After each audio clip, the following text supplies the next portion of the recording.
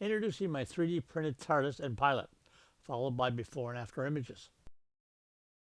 The Tardis has a built-in MP3 player and lighting, initiated by a hidden door switch.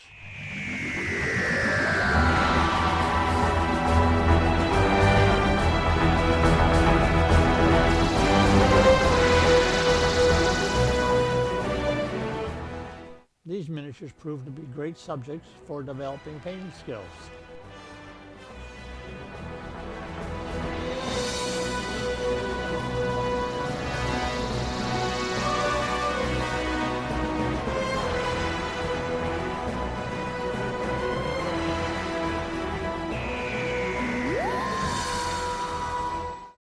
Introducing my Doctor Who, based on a Dummy 13 3D model.